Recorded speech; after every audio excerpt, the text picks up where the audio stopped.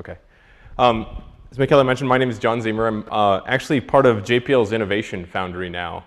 But my real job, or my technical job, is the payload systems engineer on SD7. SD7 is the US part of LISA Pathfinder. It's been a mission that's been around for a while. I started on that project in 2006.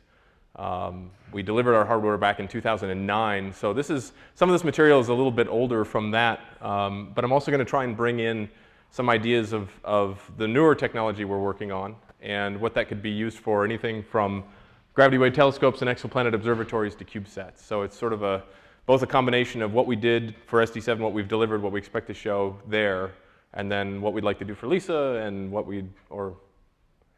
LISA or some derivative of LISA, but and also what we see as possibilities for the broad category of micropropulsion applications to astronomy, astrophysics, but also just because it's an interesting thing, maybe CubeSats.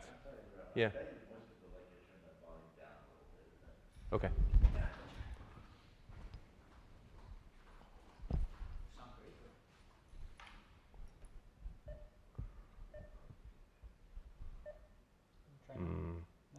Is that better? Or I can talk softer. Just wear it lower. Or yeah, or wear it lower. That'll work too. Yeah. Okay. Okay, so first I'm just going to give a quick overview of what I mean by micropropulsion. And really I break it into two categories. One that's about precision and one that's about very small propulsion systems. And so we'll be talking about SD7 a lot. That's over half the talk. But I wanted to because Michaela and Kurt both mentioned, hey, you can also talk about other interesting things. And so small scale micropropulsion is actually where you see most of our research effort being focused right now, mainly because specifically CubeSats don't have propulsion systems on them. Now there's a number of reasons why, but technology drivers is one of them actually. And so right now the largest delta V on a CubeSat has been something like 10 meters per second, which barely corrects for tip-off corrections. And so if you want those to be very capable spacecraft, capable of pointing, capable of doing things we normally expect other spacecraft to be, you probably should include propulsion on it. So that's an active research area right now.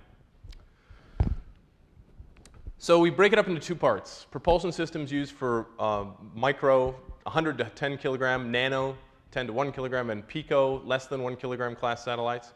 So that's the small shrinking down of the propulsion systems.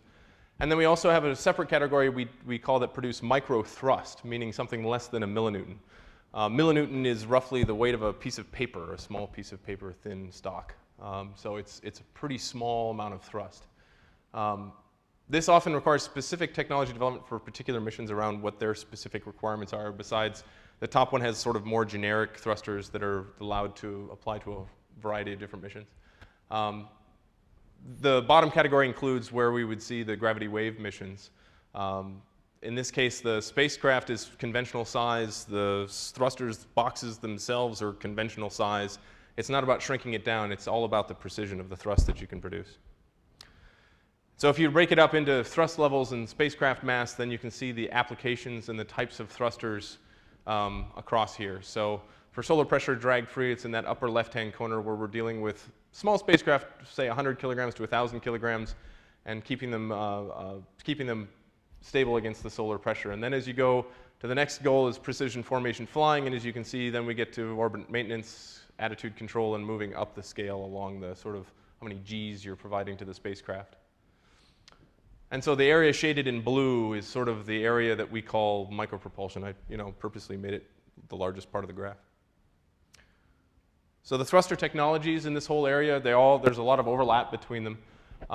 One of the biggest, is there a laser pointer, Kelly? Yeah, in the door. In the door?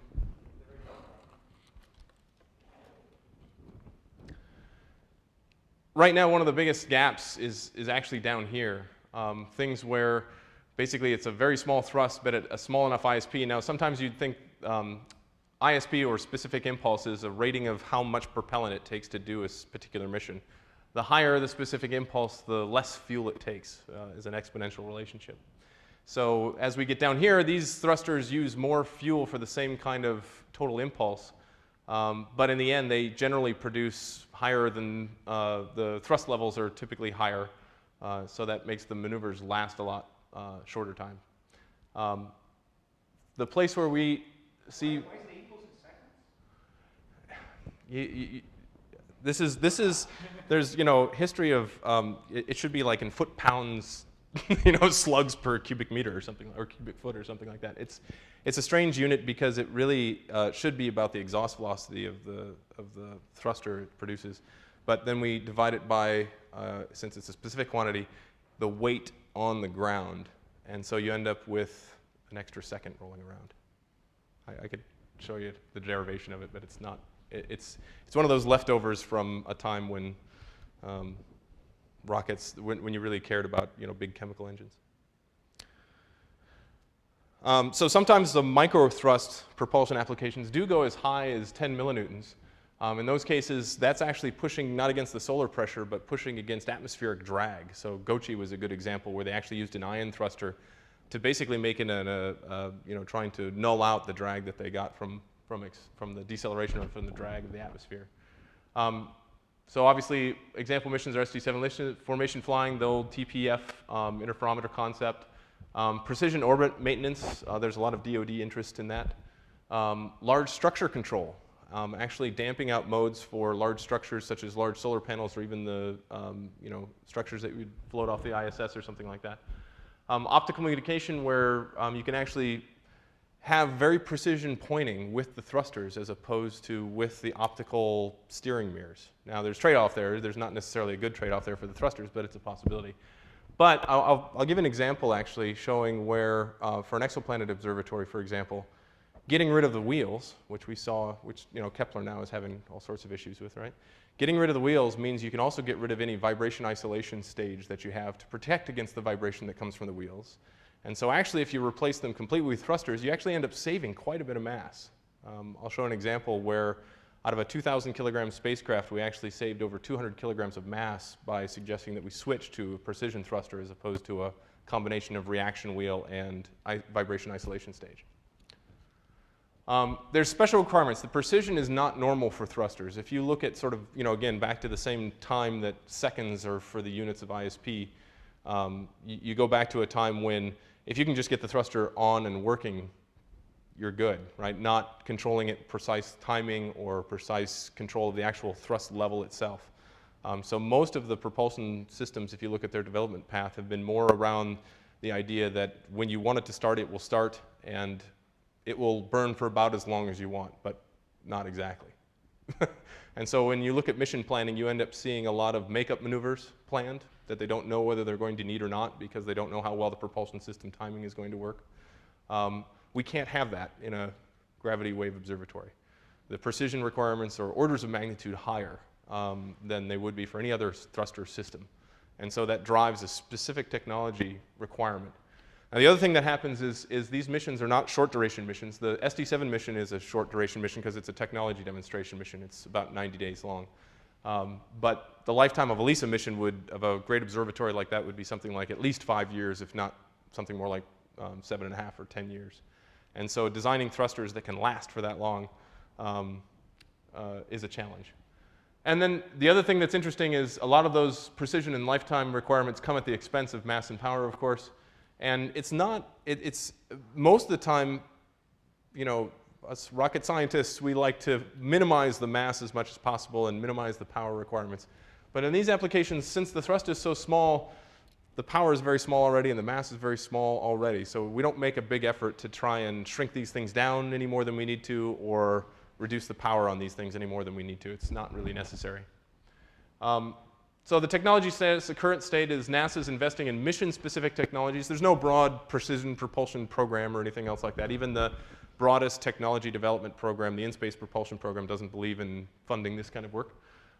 So basically, it relies on specific missions to say, yes, we need that technology, and they fund its development.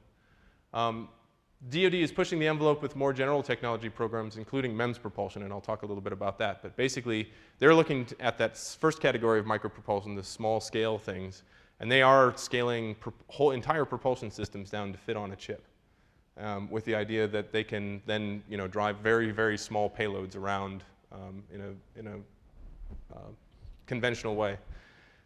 So I don't have to spend much time on this slide for people. I think the highlights for this main application of our precision control thrusters is to note The LISA concept is a 3 spacecraft concept with interferometry legs going between each of the spacecraft, 2 legs. The baseline of the triangle here is 5 million kilometers. And of course, we're trying to look at gravitational wave signatures. The SD7 and LISA Pathfinder missions it's only 1 spacecraft. It doesn't actually demonstrate the interferometer link between the spacecraft, but it does demonstrate just about everything else you'd need on board the spacecraft itself, including having 2 test masses, a reference test mass and a free-floating test mass, and then all the other subsystems that you'd need, including the precision propulsion system. So this is the cutout of the LISA Pathfinder spacecraft. The colloid thrusters that I'll talk about in a little bit here are positioned here and here. You can see we're right next to the gyros. There are no reaction wheels on this spacecraft. In fact, the thrusters are the sole way for maneuvering this spacecraft. There's no other way to point it. Of course, the original mission was that both the US and Europeans were going to have pretty much duplicate payloads, including a gravitational reference sensor, the thrusters, and then the drag-free control laws that would govern how the thrusters are operated to maintain the positions of the test masses. However, the US version of the gravitational reference sensor was descoped midway through, basically, development. And so we're relying on the European gravitational reference sensor in order to make the measurements of the test mass and provide us with the knowledge enough to drive our thrusters. So we still have the drag-free control laws and the thrusters as part of the US part of SD7. Now, we're set to launch in late 2015. I was actually kind of sad because when I opened up this talk, I looked at the last time I gave it, and I saw the year there was 2011. And I was like, oh. So there's a sort of a sad story about how long it's taken us to get this mission going, but it seems like it's always 2.5 years away. Anytime you'd ask me, I think I'd say it's always 2.5 years away. But we're getting close, actually. We're starting to see a change in philosophy, more of we're going to get this done and out the door than we need to keep working and tweaking until we get it right. So it's really focused on getting it out the door and getting the payload put together. So it's a total 6-month duration, half and half between the Europeans and us for operations. We did deliver in fall of 2008 and then integrated in the test package in 2009. I'll give a little more detail about that. So the drag-free control system, or the disturbance reduction system, works like this. The sun is providing a solar photon pressure on the spacecraft body. The microthrusters are pushing against that, and we know how well to push against it based on the positions of these 2 test masses and the laser interferometer between them. There's also capacitive sensing between them. So obviously there's just some disturbances, not just the solar photon pressure, but other disturbances on the spacecraft body. Thermal control of the whole entire spacecraft is very important. And minimizing basically any coupling between the spacecraft and the test masses is crucial. So that amount of force coming from the sun is about 7 micronewtons per meter squared. The size of the spacecraft and the angles of things and the reflectivity and everything obviously dictate how much thrust we actually need to produce. But it's about maximum of about 30 micronewtons, which is about the weight of a mosquito. Okay? There's a variability in that solar pressure that requires us to basically get down to something like 0.1 micronewton or 100 nanonewton resolution. And so that's about the weight of a mosquito antenna. So basically, our thruster requirements are that we have to produce a force that's anywhere between 0 and 30 micronewtons, or sort of a minimum of 5 micronewtons, with 0.1 micronewton, 100 nanonewton resolution. So again, normally you have 2 kind of operational modes for a thruster, on and off. The idea, and that you'd have throttle points, sure, a lot of engines have throttle points, usually on the order of 2 or 3, perhaps 10 at most. But if you think about it, we have something like 250 throttle levels that we can go to at any time. And we're in a 10 hertz control loop, so the idea is that we should be able to vary between those throttle points as fast as 10 hertz. Now, what we actually boil down to the requirements here, and the difference, I also put up LISA requirements here because I wanted to show you the difference, or there is no real difference here between SD7 and LISA for the thrust requirements. Thrust precision, 0.1 micronewton. Thrust noise is another important parameter, 0.1 micronewton per root hertz in a 5 hertz control loop. The bandwidth is, for LISA is extended past where SD7 goes. Some of these things are still in flux. Obviously, command hertz, thrust response time for full thrusts, specific impulse, meaning that we don't want to carry on too much propellant, but otherwise that's not a very hard requirement to meet. And here's the biggest difference. Operational lifetime of 90 days for SD7 and 5 years for LISA, so 2,000 to 40,000 hours. Now, what we've demonstrated in our SD7 program is an extended thrust range beyond what's required, which is good. So we've got some margin there, better precision than we need to, certainly better thrust noise than we need to. I'll show you some data from those measurements that we did of that kind of stuff, which is a challenging thing in itself, just to make those measurements from a thruster. And then we have something like 200 seconds typical ISP, and we've demonstrated almost 3,500 hours. We stopped that test while the thruster is running. We stopped it for a funding reason, not the thruster is about to break reason. So we basically couldn't afford to keep it running anymore, so we shut it off. And we wanted to see wear-out mechanisms if we could identify them before they actually wore out. So, now, let me go into a little bit of detail about what electrospray thrusters do, like colloid thrusters, how they work a little bit. Basically, it's electrospray is at the tip of a Taylor cone created by a balance between an applied electric field and the surface tension of a conductive liquid. So the potential is applied between this liquid here, this molten metal it could be, or just a room temperature liquid. The potential is applied between a gate electrode and a solid electrode, or a capillary tube, or a slit. The propellant's pulled up because it's conductive towards the field, and then there's a balance between the surface tension of the fluid and the electric field, or which then produces a little jet here of charged particles and ions. As you can imagine, there are very few propellants that actually work well in this situation, to have the right combination of density, surface tension, and conductivity characteristics to make these these electrosprays work. So there's a whole different, there's multiple research groups around the world that have been working on this since basically the 80s as thrusters. The first one that's fairly common has been the Italian work at Centro Spazio in Alta. That's a slit feet thruster. It's this kind of geometry. It uses cesium as propellant, which is sort of a throwback to the original ion thruster days that used cesium.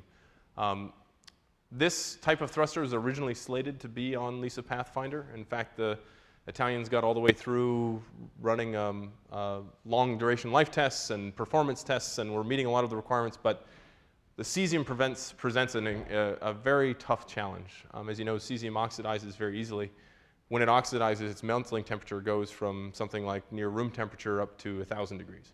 And so now you no longer have the heater power to make the cesium molten anymore, which means it will not operate as an electrospray. And so they had to take extreme measures, such as actually providing shutters and things like that to keep water out, so that the surfaces of the electrodes didn't get contaminated while it was sitting on the launch pad.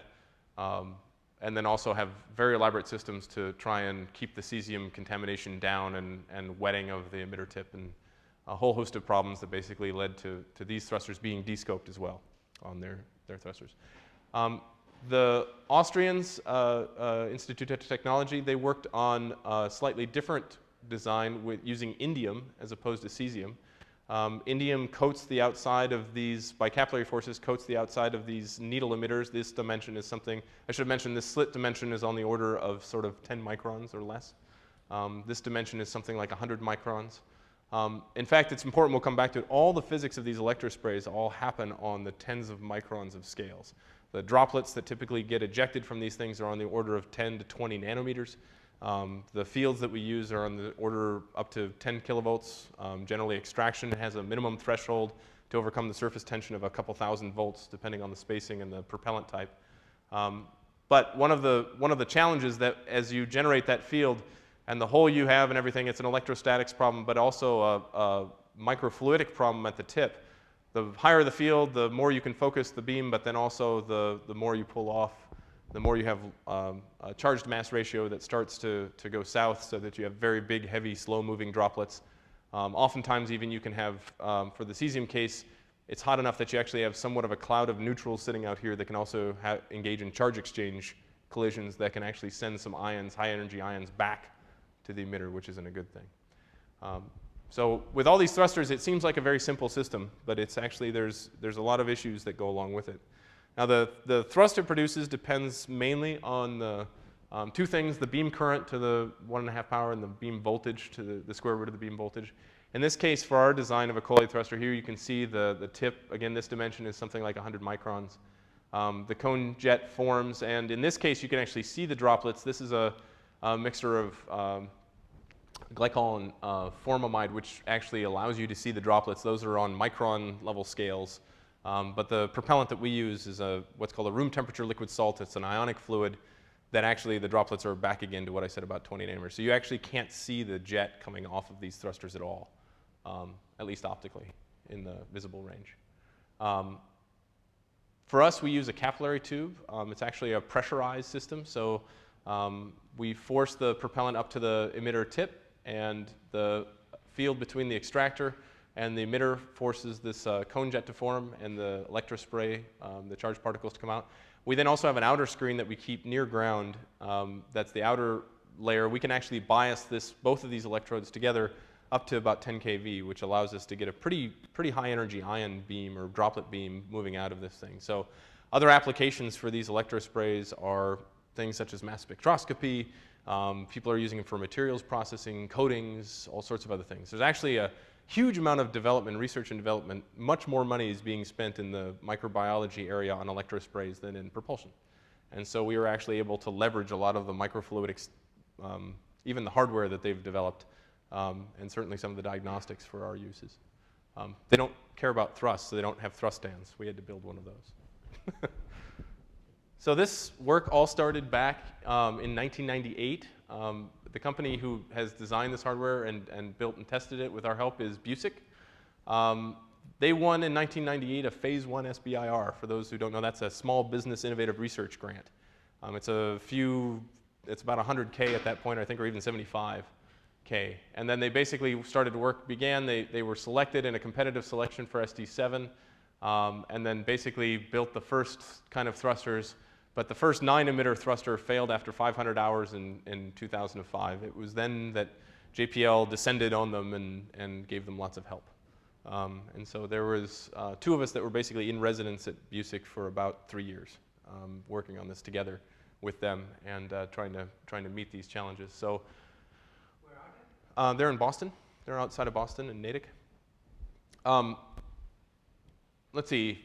There are many technical challenges. One is excess propellant and overspray. So basically, over time, as these sprays occur, you get something like 0.1% or less, but still appreciable accumulation of propellant onto the electrodes. The charge to mass ratio of the particles coming out is not uniform. It's actually very temperature dependent. So you end up having small variations that even you do your best to model and design the grids and everything like that so the beam doesn't impinge on the electrodes. Certainly during transients and other conditions, the beam can spread out enough so that a little bit of propellant hits the grids and starts to accumulate. When that happens, a slight buildup of conductive material can basically be pulled across by the fields, across these isolators, and once you get a very small, thin film of the material, then you end up effectively having a short. Now, when I call a short is something that's about 250 mega ohms. The typical currents these operates at microamps at 10 kilovolts, and so you need 100 giga-ohm type impedances between the grids, and to maintain that is tricky over the course of time when you're spraying conductive stuff all over the place. Well, not all over the place, it should be focused. The next trouble that we had was bubbles in the feed system and how that affected thruster performance. So you can imagine a bubble inside of the feed system is kind of like a spring or a resistance, a drag. Emitter design and fabrication. Fabricating, as you can see, each of these thrusters has 9 emitters. There's 4 thrusters in a cluster, and there's 2 clusters. So 8 times 9, 72 emitters, plus all the ones we had to throw away. The emitter fabrication actually was an effort just in itself. Next, to control the flow rate, which is down nanoamp precision at 10 kiloamps, basically translates to 25 picoliters per second, was sort of at the rate that we had to control to be able to get to this thrust precision. We used Busick designed a piezoelectric-driven valve to control that flow rate. And so we were able to achieve this 10 nanoamp kind of precision with that microvalve and with the voltage control. So basically, this is where we were at when JPL became first involved, and then a couple years later, we ended up, this is actually one of our environmental tests on the flight unit, one of the flight units. We conducted a 3,400-hour life test, thrust stand measurements, and then we finally delivered our flight hardware. The whole system looks like this. There's sort of a cutaway view of it, and then again that same picture, but it's basically a propellant storage tank. There are 4 thrusters, and they're all independent, so there are 4 bellows. One interesting thing is that this is a conductive fluid, so if you bias those electrodes up to 10,000 volts, it's going to mean your propellant's biased up to 10,000 volts. And so your tanks can actually be at varying different voltages depending on what thrust you're trying to produce for each thruster, and they're not all equal. You can see sort of some crazy cant angles there. That's because for 2 clusters, 8 thrusters to control all axes of the spacecraft means we have to cant them at pretty strange angles. And obviously, the weakest control that we have is the axis going through the 2 clusters. We barely have any torque authority about that because the thrusters aren't spaced very far away from the center there at all.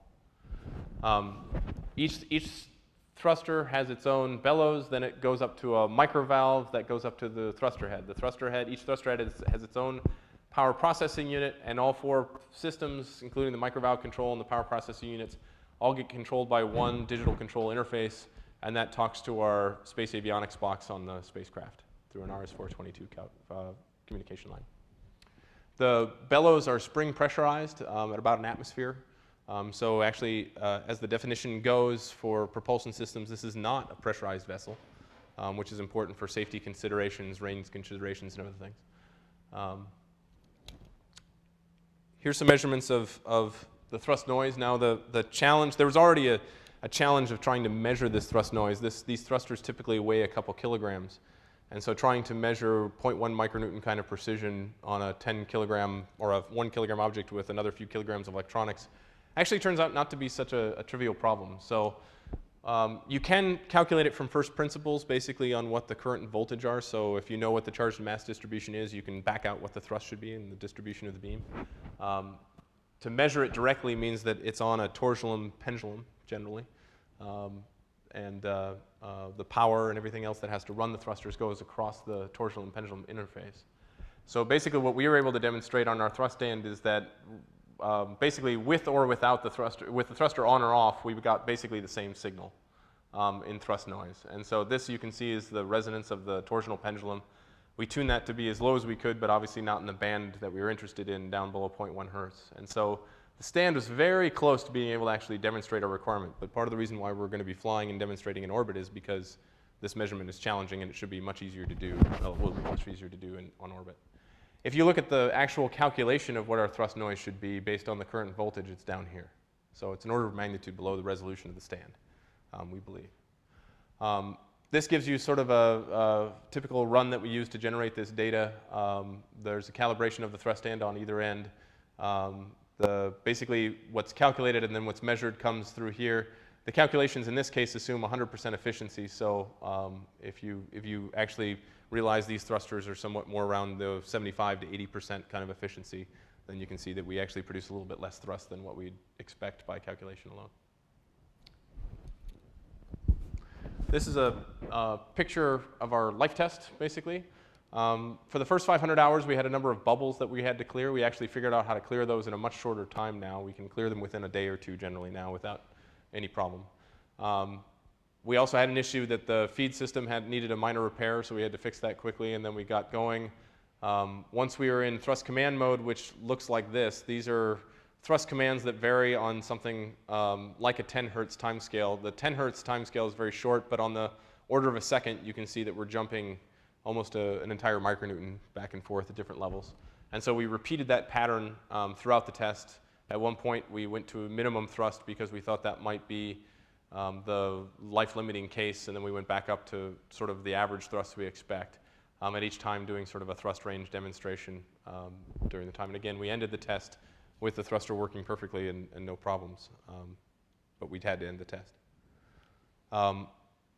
We also put this whole system, you can imagine, with a precision microvalve where typical valve, the action of the valve is 10 microns total. And so you can imagine that 20G kind of sinusoid vibration test Think of bringing your most sensitive hardware over to Home Depot and putting it in the paint can shaker and letting it go for a while.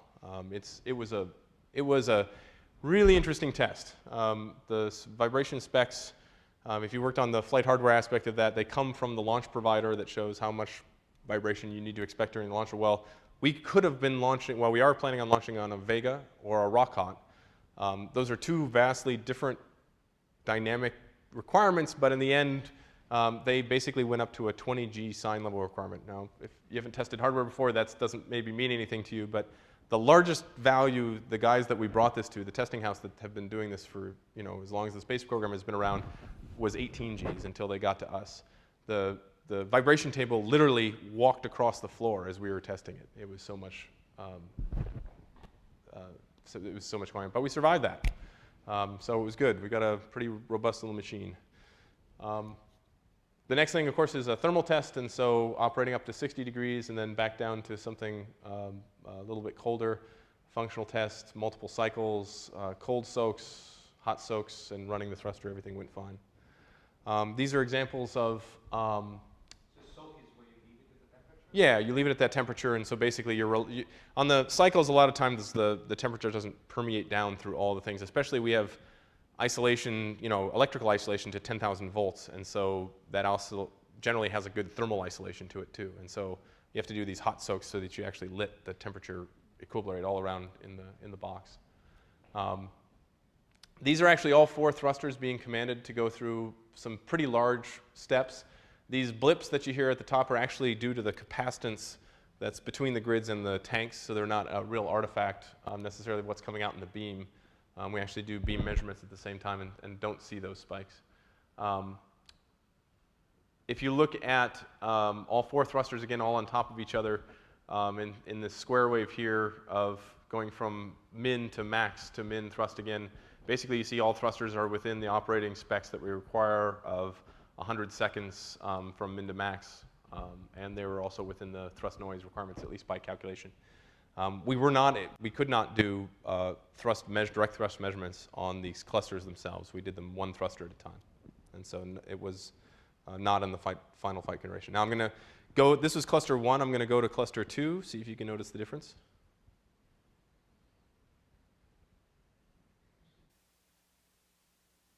There are very slight differences. So the other thing that we had to, the other part of the challenging part of this was all 8 thrusters had to behave exactly the same. There's no difference in any of the 8 thrusters. The only difference is the size of the tanks.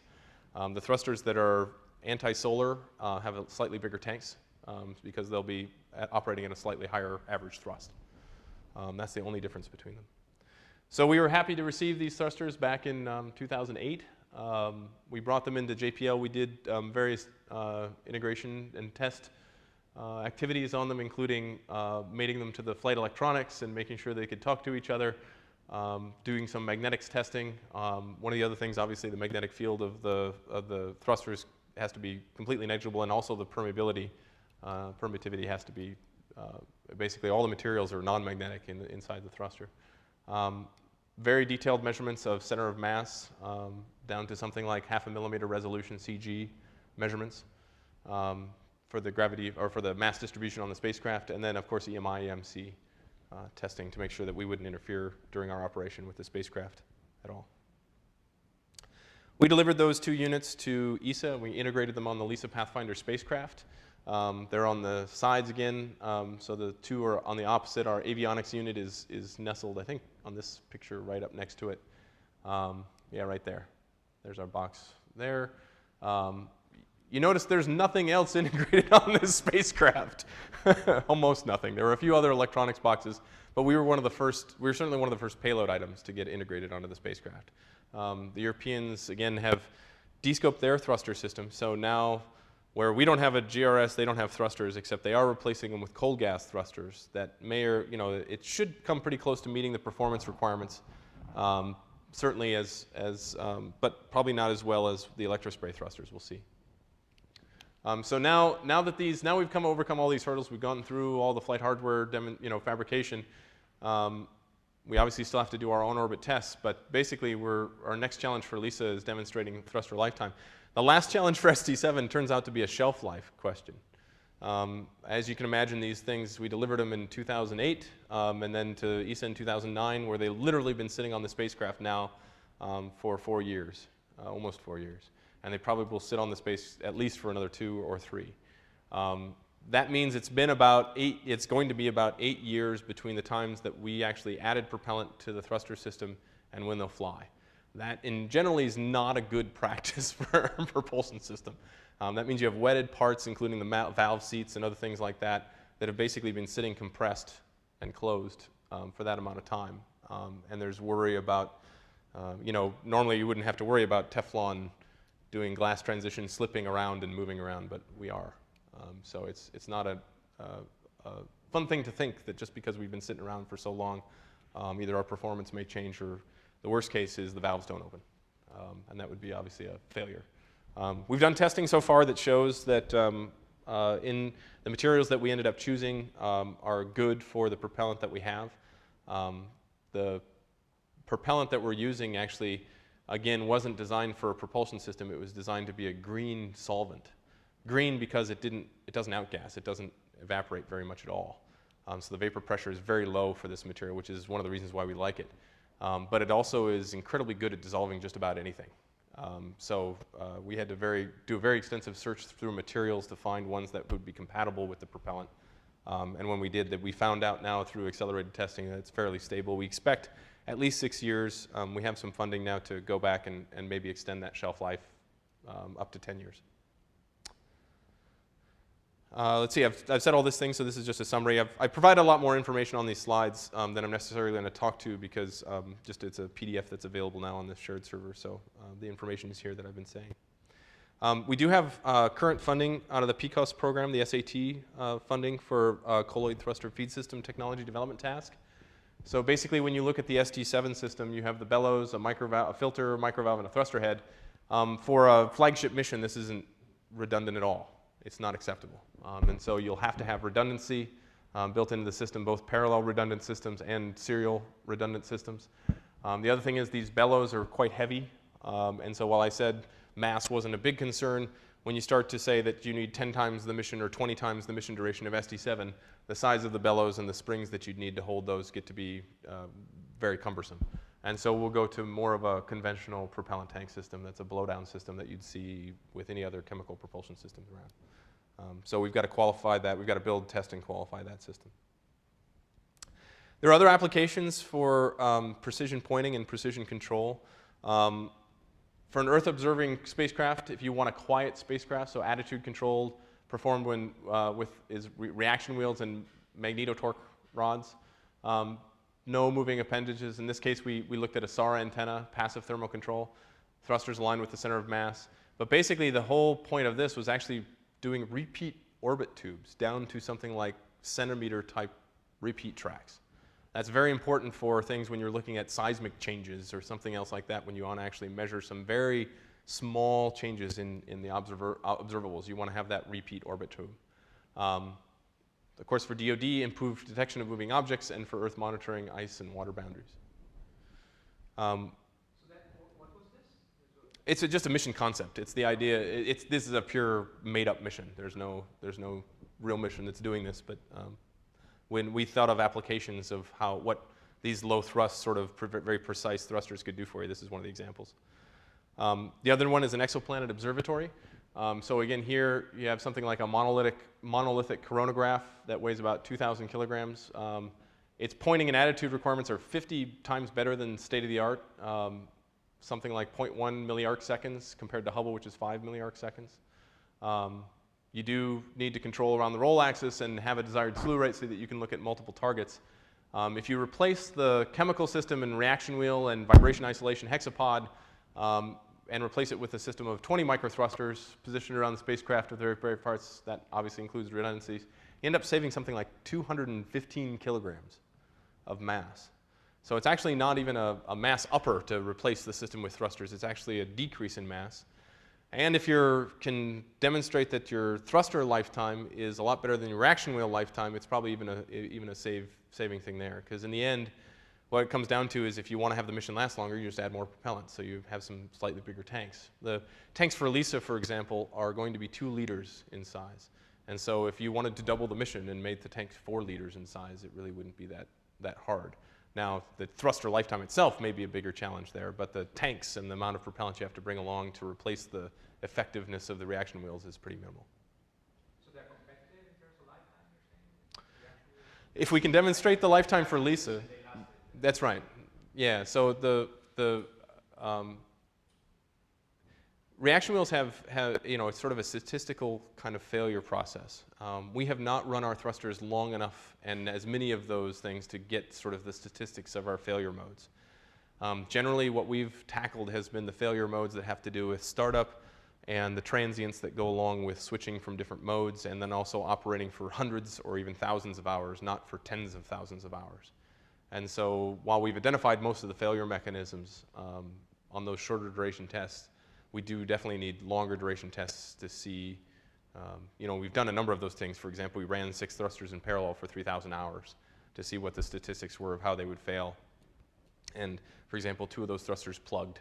One of their emitters got plugged. And so there's those kind of failures that can happen, plugging type things.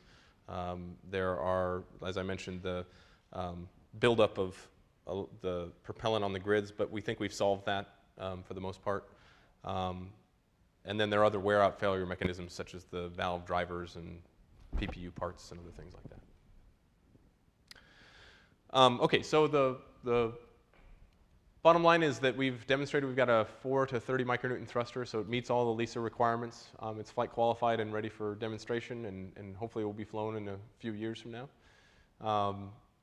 If you wanted to, tens or hundreds or even up to thousands of micronewtons for orbit transfer, 1 to 10 micronewton thrust precision is enabling for a 30-meter orbit tube. And then if you use micronewton thrust capability for exoplanet observatories requiring something like less than 1 milliarc-second attitude accuracy, you can actually get that with this kind of precision pointing.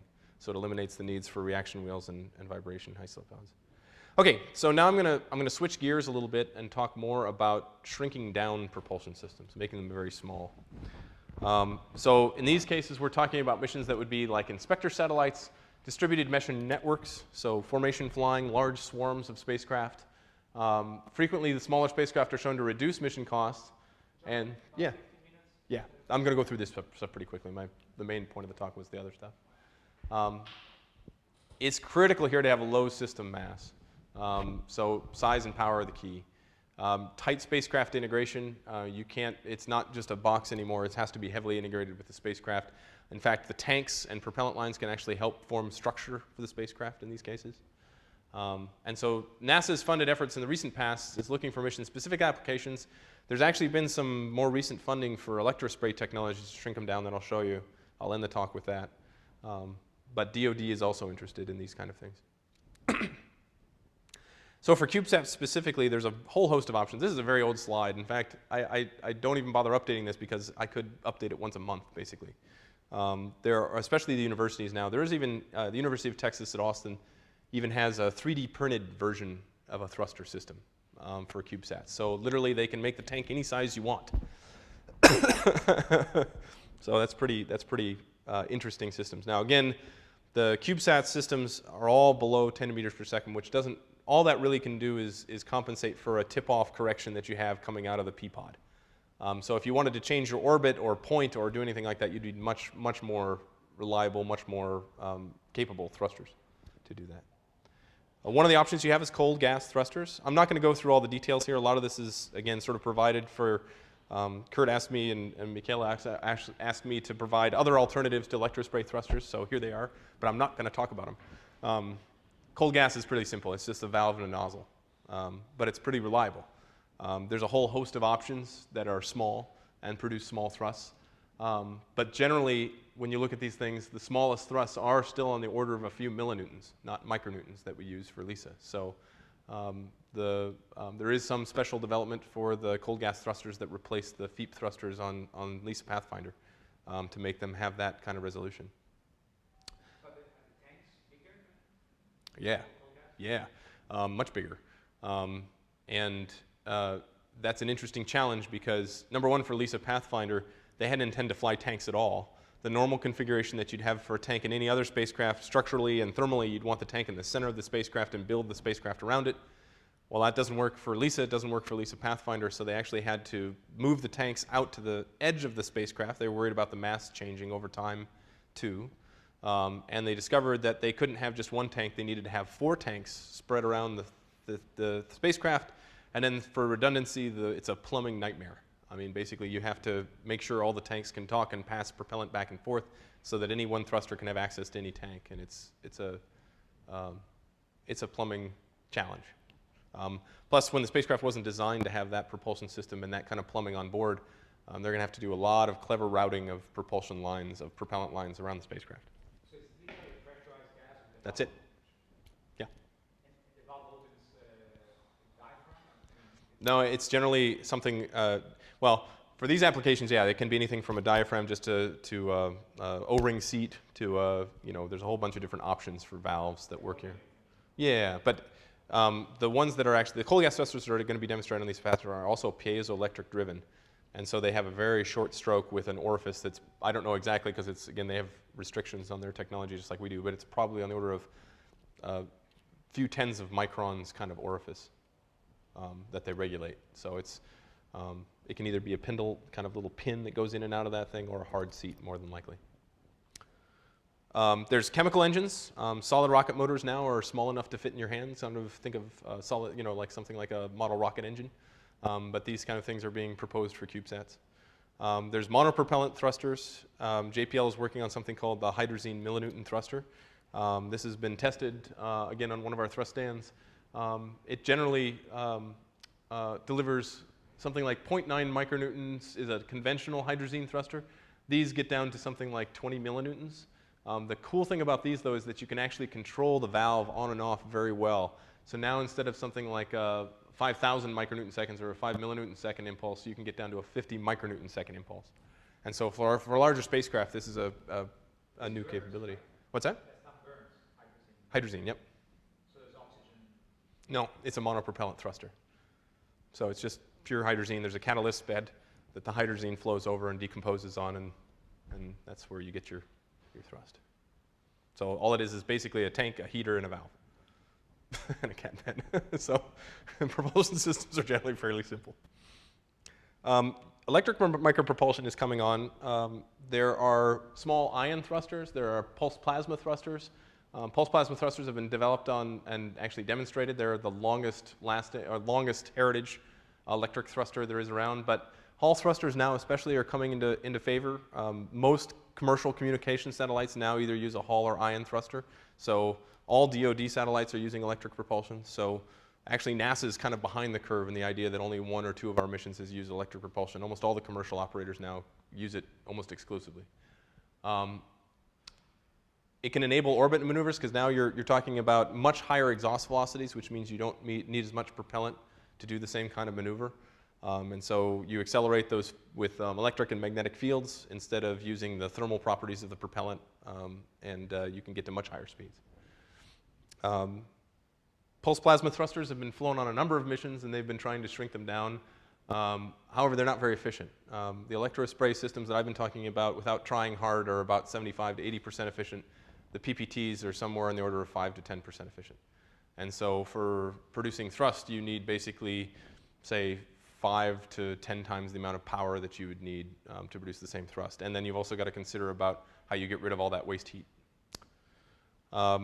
There's another pulse plasma thruster called a vacuum arc thruster, a little different design, a little bit more efficient. It actually uses solid metals as its propellant. It's an inductively different discharge instead of a capacitively different discharge, which means it can have a smaller form factor in terms of its power processing unit. Here's our small ion thruster.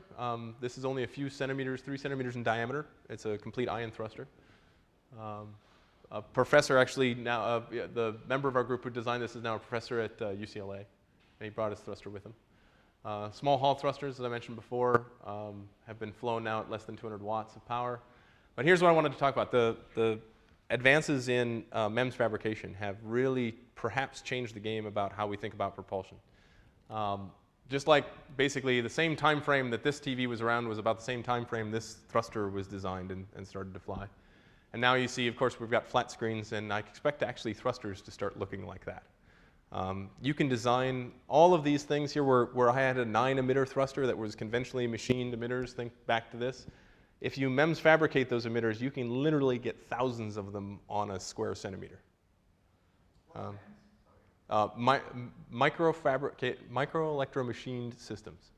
So basically, this has to do with the same thing that they use to make chips, computer chips with, lithography, patented lithography. But there's all sorts of very advanced techniques now, especially Microdevices Lab at JPL does all sorts of interesting, and there's another lab down here at Caltech where they're pioneering new manufacturing techniques that.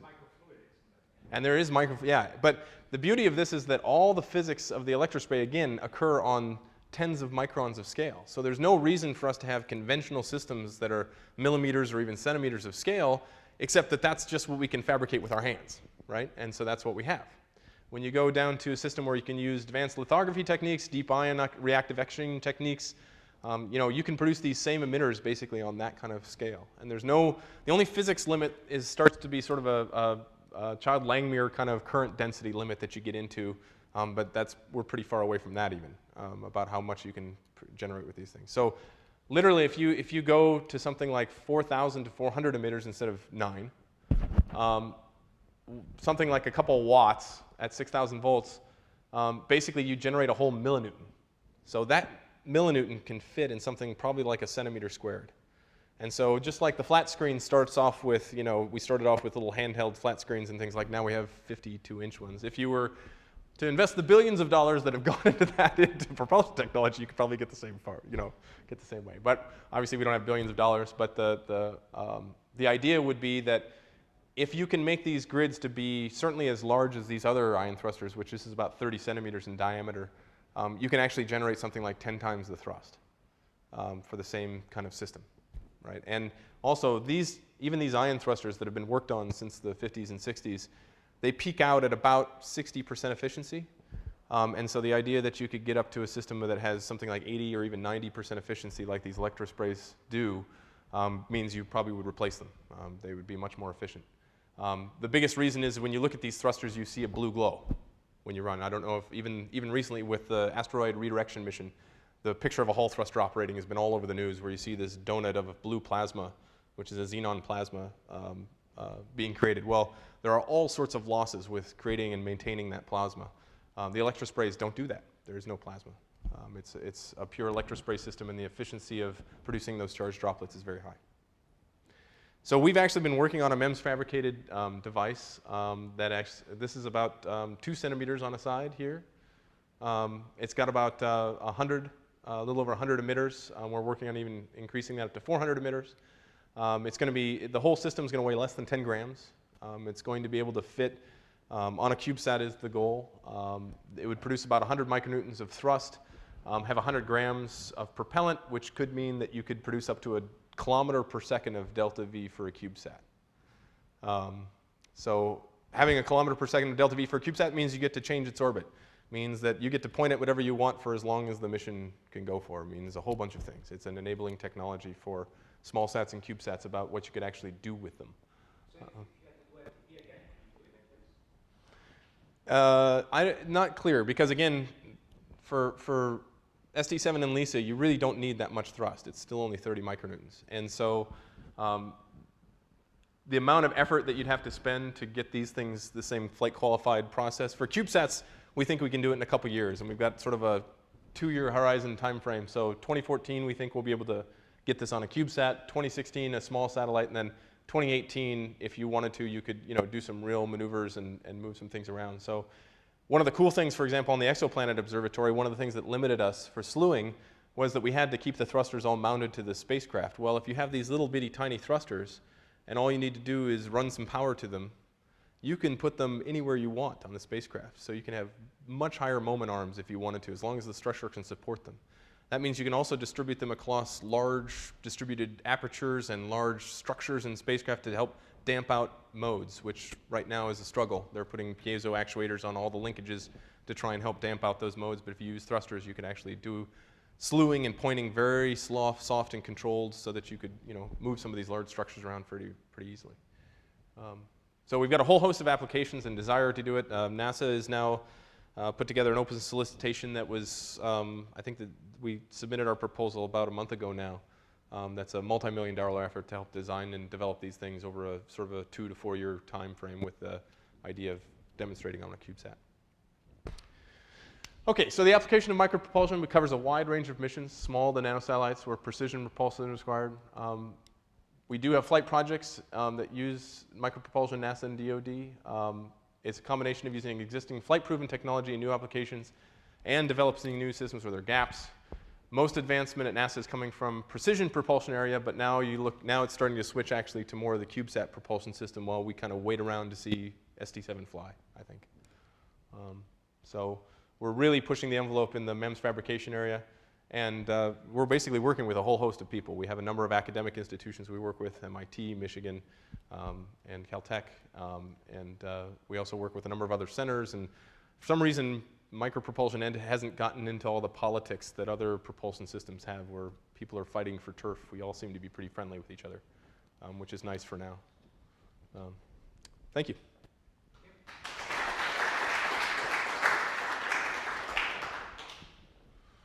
Any other questions?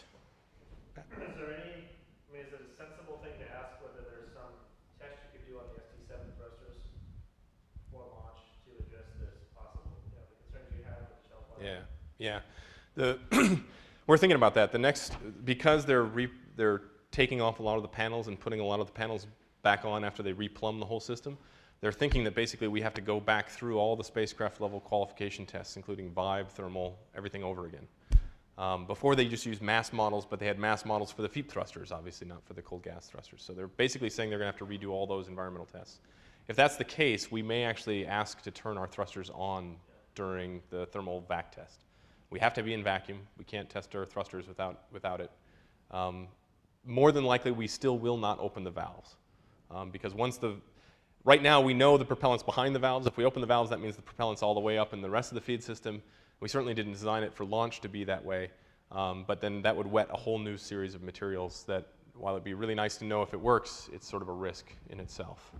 So we're probably not going to open the valves, but we will actuate up to 10,000 volts. We will, turn on the diagnostics. We'll see, make sure there's no shorts anywhere, all that kind of stuff, and that'll be useful. No, there's no spares. If one of our thrusters, No, not on the spacecraft, I mean here. Oh yeah, no, there's no, we have EM unit spares that have basically been sitting around, and we have tested those, and those work. So we have some units that have been sitting on the shelf literally in the same kind of, room temperature, clean room environment, and whenever we turn one of those things on, it seems to work. So we're hopeful that everything's going to go fine, but we don't have any, it's the only way we can do it is accelerated testing, and there's sort of caveats and limitations to what you can do with accelerated testing. Yeah, considering how long it takes to get a gravitational wave detector in space, you might want to last a really, really long time. Yeah. So I guess that means you probably want to go to the high specific impulse thrusters. Well, the electrospray working for 30 years, say. Yeah, if you were to go to something like a 30-year mission or something like that, like I said, the LISA mission is something like a 2-liter tank, so that's about 3 kilograms of propellant for 5 years, or no, even longer, for 7.5 years. And so if you wanted 4 times that, you'd have to carry around 12 kilograms of propellant per thruster head, so 6 times that instead. So it would be a mass hit, I would argue that you could probably design around adding, a few extra tens of kilograms, or if you wanted to, you can even train. Right now we have a normal operating condition of this thing to be 20 degrees C. The specific impulse varies a lot with temperature. So if you wanted to get to a higher specific impulse, maybe you'd turn these things up to 30 degrees or something like that, and you would probably almost double your specific impulse and cut your propellant in half. So some of the things that we're going to try and demonstrate on orbit is operating at different temperature points and some other things like that, so that we can show exactly how these thrusters behave in different conditions, and maybe we'd want to change sort of its baseline operating conditions for LISA. I understood one of the lifetime issues with the colloids was that a little bit falls back and ends up wetting the outside of the thruster, right? Yeah. And then once it's short. Can you just sort of prevent the wetting by sort of spraying something on the outside of the thruster? Yeah. So that it looks a little beat instead? Yeah, This technology is actually used for coating a lot of things because you have such fine droplets. They're coming in there. It's actually very good for coating systems, right? We do use different material coatings on our grids, and also we have a way of making the grids be able to absorb some propellant and wick it away from where the emitter is, which is nice because that really does lifetime. We think after we had a number of false, bad starts and failures due to this thing, we think that we've solved that problem because of the investigations we've done with the electrodes. We think that the electrode capacity is big enough that you could run for 10 years or something like that and not experience this problem anymore. The deposition rates are incredibly small, generally less than 0.1% or something like that of the total mass. But when you're flying kilograms of propellant, that adds up.